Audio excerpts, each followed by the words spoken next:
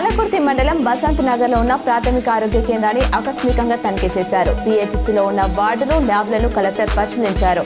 TB వ్యాధి వచ్చే అవకాశం ఉన్న జనాభాను గుర్తించి నవంబర్ లోపు వారి స్క్రీనింగ్, వ్యాధి నిర్ధారణ పరీక్షలు నిర్వహణ పూర్తి చేయాలని కలెక్టర్ సూచించారు.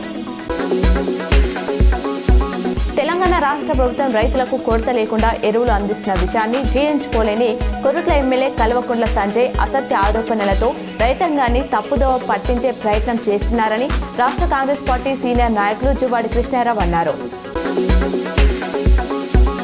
జగిత్యాల జిల్లా ధర్మపురి పట్టణంలోని అంకెనపల్లి రాజు నిరుపేద వైశ్యుడు వైద్య ఖర్చుల కొరకు ఫేస్బుక్ మిత్రుల సహకారం ద్వారా జమ చేసిన 1,50,000 నగదును ఈరోజు Dharmapuri circle inspector Ram Narasimhareddy, SI Uday Kumar చేతుల మీదుగా అందజేశారు. ధర్మపురి పట్టణానికి చెందిన సామాజిక సేవకుడు రేణికుంట రమేష్. ప్రజల ఆశీర్వాదం వల్లే నేను ఈ స్థాయిలో ఉన్నానని, అలాంటి ప్రజలకు సేవ చేసే భాగ్యం నాకు దొరికిందని, నా ప్రాణం ఉన్నంత వరకు ధర్మపురి నియోజకవర్గంలోనే ఉండి ప్రజలకు సేవ చేస్తానని, కాంగ్రెస్ జెండా పట్టుకొని ఉన్న ప్రతి కార్యకర్తకి అండగా ఉంటానని, రాబోయే ఎన్నికల్లో మన సత్తా ఏమిటో మరొకసారి చూపించాలని సంక్షేమ శాఖ మంత్రి అడ్లూరి లక్ష్మణ్ కుమార్ అన్నారు.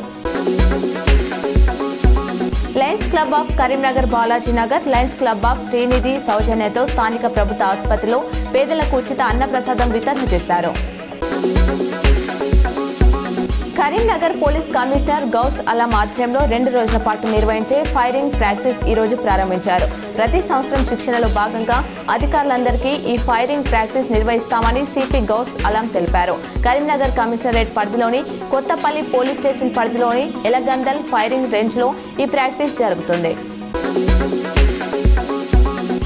జగిత్యాలలో 7,000 లంచం తీసుకుంటూ ఏసీపీకి చిక్కిన Panchayati Raj quality control AE Anil Kumar bill చెల్లించేందుకు 18,000 డిమాండ్ చేశాడు ఏఈ.